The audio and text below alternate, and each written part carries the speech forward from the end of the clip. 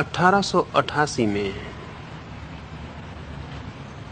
दक्षिण के एक छोटे से परिवार में एक व्यक्ति पैदा हुआ। फिर पीछे तो वो विश्वविख्यात हुआ, रामानुजम। बहुत गरीब ब्राह्मण के घर में, बहुत थोड़ी सी शिक्षा मिली।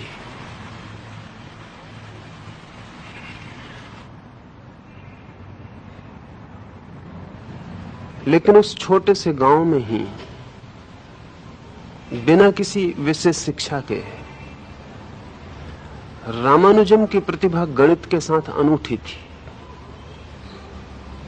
जो लोग गणित जानते हैं उनका कहना है कि मनुष्य जाति के इतिहास में रामानुजम से बड़ा और विशिष्ट गणितज्ञ नहीं हुआ। बहुत बड़े बड़े गणितज्ञ हुए, पर वे सब सुशिक्षित थे, उन्हें गणित का प्रशिक्षण मिला था, बड़े गणितज्ञों का साथ सत्संग मिला था, वर्षों की उनकी तैयारी थी। रामानुजम की न कोई तैयारी थी, न कोई साथ मिला, न कोई शिक्षा मिली। मैट्रिक भी रामानुजम पास नहीं हुआ और एक छोटे से दफ्तर में मुश्किल से क्लर्की का काम मिला। लेकिन अचानक खबर लोगों में फैलने लगी कि उसकी गणित के संबंध में कुशलता अद्भुत है, और किसी ने उसे सुझाव दिया कि कैम्ब्रिज यूनिवर्सिटी में उस समय विश्व के बड़े से बड़े गणितज्ञों में एक हार्डी प्रोफेसर थे, उनको लिखो। उसने पत्र तो नहीं लिखा, ज्यामिति की 150 थ्योरम बना के भेज दी। हार्डी तो चकित रह गया। उतनी कम उम्र के व्यक्ति से उस तरह के ज्यामिति के सिद्धांतों का अनुमान भी नहीं लग सकता था। उसने तत्काल रामानुजम को यूरोप बुलाया, और जब रामानुजम कैम्ब्रिज पहुंचा तो हार्डी, जो कि बड़े से बड़े गणितज्ञ था उस समय के विश्व का, वो अपने को बिल्कुल बच्चा समझने लगा रामानुजम के सामने। रामानुजम की क्षमता ऐसी थी जिसका मस्तिष्क से संबंध नहीं मालूम पड़ता है। अगर आपसे कोई गणित करने को कहा जाए तो समय लगेगा। बुद्धि ऐसा कोई भी काम नहीं कर सकती जिसमें समय ना लगे। बुद्धि सोचेगी, हल करेगी, समय व्यतीत होगा। लेकिन रामानुजम को समय ही नहीं लगता था। यहां आप तख्ते पर सवाल लिखेंगे, वहां रामानुजम उत्तर देना शुरू कर देगा।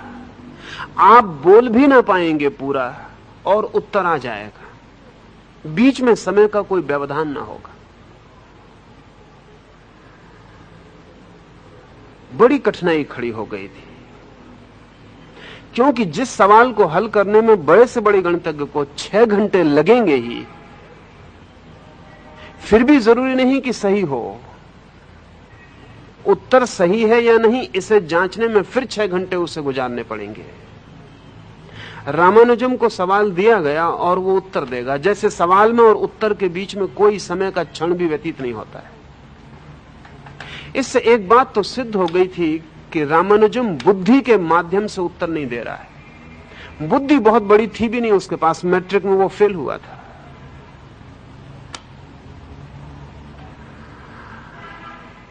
कोई बुद्धिमत्ता का और लक्षण भी ना था।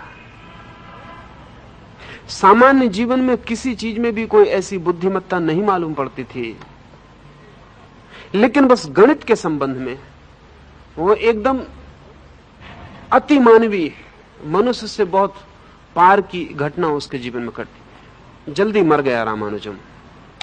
उसे क्षय रोग हो गया, वो 36 साल की उम्र में मर गया।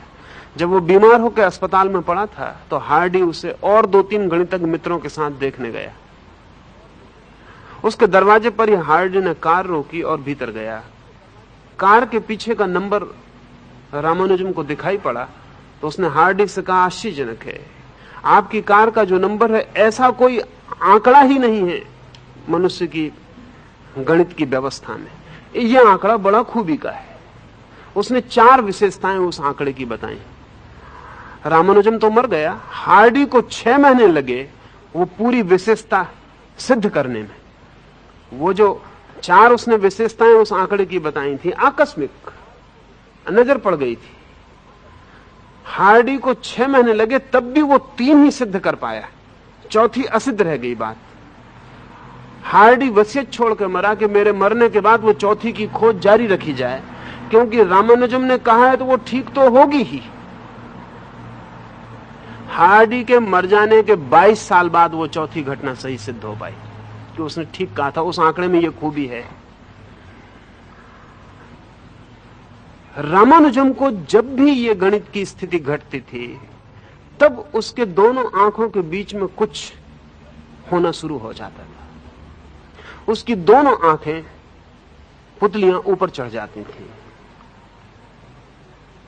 योग जिस जगह रामानुजम की आंखें चढ़ जाती थीं, उसको तृतीय नेत्र कहता है, उसको तीसरी आंख कहता है।